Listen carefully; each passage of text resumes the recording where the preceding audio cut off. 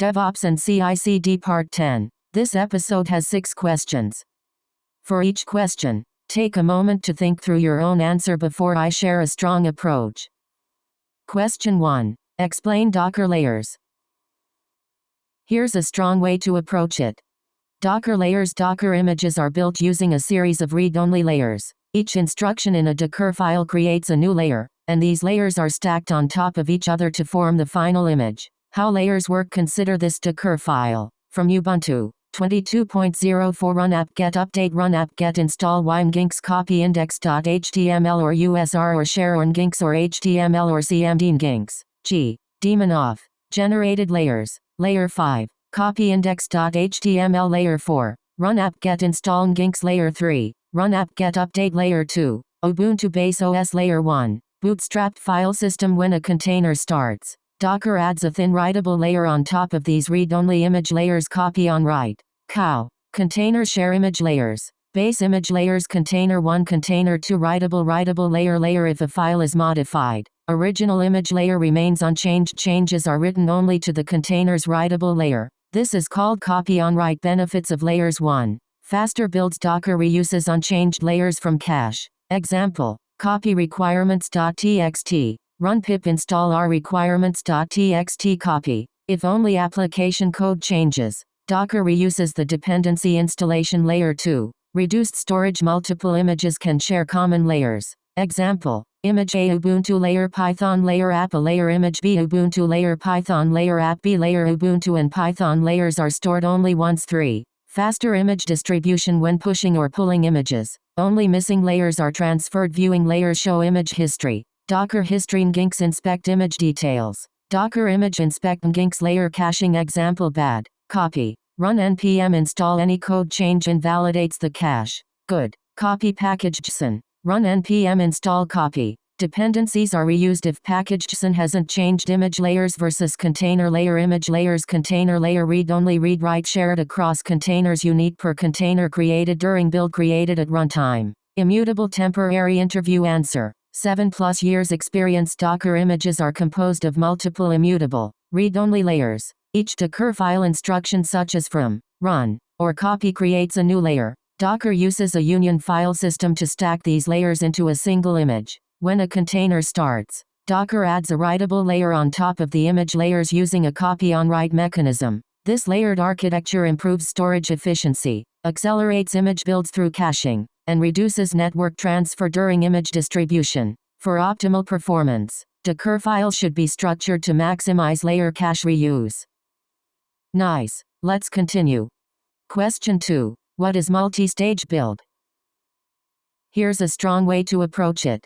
What is a multi-stage build? A multi-stage build is a Docker feature that allows you to use multiple from statements in a single Docker file. It helps create smaller, more secure, and optimized Docker images by separating the build environment from the runtime environment. Why use multi-stage builds? Without multi-stage builds, build tools, Maven, Gradle, GCC, Node.js, etc. remain in the final image. Image size becomes large. More security vulnerabilities due to unnecessary packages. With multi-stage builds, build artifacts are created in one stage only. The required artifacts are copied to the final image. Build dependencies are excluded from production images. Example: Go application build stage from Golang 1.24 as builder workdir or app copy. Run Go build my app runtime stage from Alpine. Latest workdir or app copy. From equals builder or app or my app. CMD or my app. Build process stage 1. Builder. Go SDK source code build binary copy. From equals builder stage 2.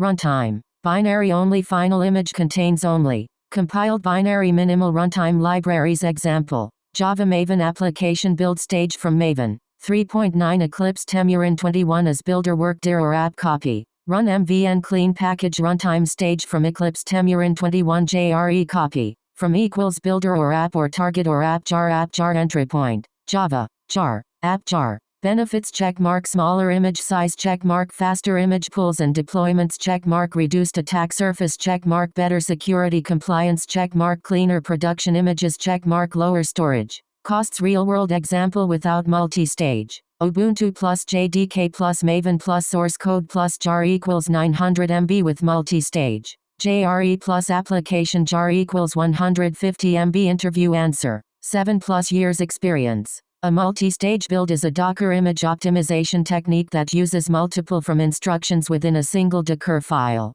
The first stage is typically used for compiling or building the application, while the final stage contains only the runtime dependencies and build artifacts. This significantly reduces image size, improves security by excluding build tools, and speeds up image distribution. In production environments, multi-stage builds are considered a best practice for creating lean and efficient container images.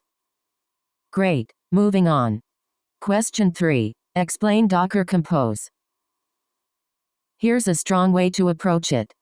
What is Docker Compose? Docker Compose is a tool used to define and manage multi-container Docker applications using a YAML configuration file. Docker Compose YAML. Instead of running multiple Docker run commands manually, you define all services in a single file and start them together. Why Docker Compose? Suppose your application consists of frontend, React, backend, Spring Boot, database, MySQL Redis cache without Compose, Docker run, Docker run, Docker run, Docker run. Managing networking, volumes, and dependencies becomes difficult. With Compose, Docker Compose upd everything starts automatically. Example Docker Compose YML version 3.9 inches services, web. The exact commands and code are in the written question bank. Alright, next question. Question 4. What is Docker Hub? Here's a strong way to approach it. What is Docker Hub? Docker Hub is a cloud-based container image registry where Docker images are stored, shared, and distributed. It is provided by Docker Hub and serves as the default public registry for Docker images. Why use Docker Hub? Store Docker images centrally, share images with teams, download official images, version control container images, integrate with CI/CD pipelines. Docker Hub architecture developer. The exact commands and code are in the written question bank. Let's keep going. Question 5. Explain image tagging. Here's a strong way to approach it. What is image tagging in Docker? Image tagging is the process of assigning a name and version tag to a Docker image so that it can be uniquely identified, managed, and deployed. Image format repository. Tag examples. Ginks. Latest Ubuntu 22.04 MyApp v1.0.0 where repository image name tag version or identifier. Why use tags? Version control images track releases, enable rollbacks, support CI/CD deployments, avoid ambiguity of latest. Example build an image. Docker build t MyApp v1 list images. Docker images output. Repository tag MyApp v1 tagging an existing image. Docker tag MyApp v1 MyApp v2. Now both tags point to the same image. MyApp v1 MyApp v2 tag before pushing to registry. Docker tag MyApp v1 username or MyApp v1 Docker push username or MyApp v1 image name becomes username or MyApp v1 common tagging strategies. Version based MyApp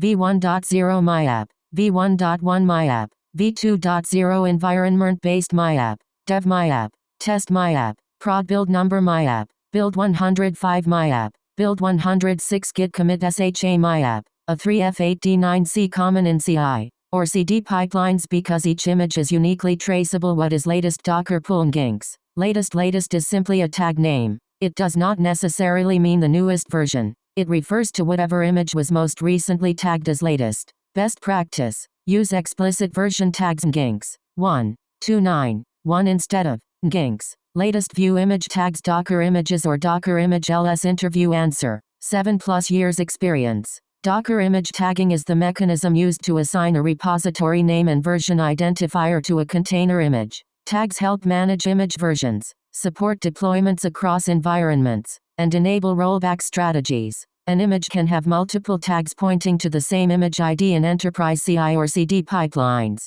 Tags are commonly based on application versions, build numbers, or git commit hashes. Using immutable version tags instead of latest is considered a best practice to ensure deployment consistency and traceability.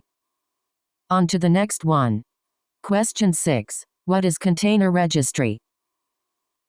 Here's a strong way to approach it. What is a container registry? A container registry is a centralized repository used to store, manage, version, and distribute container images. It acts as a library where container images are pushed and pulled by developers, CI or CD pipelines, and orchestration platforms like Kubernetes. Why do we need a container registry? Store Docker or container images centrally, share images across teams, version control images, secure image distribution, integrate with CI or CD pipelines, deploy images to Kubernetes and cloud platforms. Architecture developer. The exact commands and code are in the written question bank. Good. Here's another one. That wraps up this episode. Nice work practicing, and see you in the next one.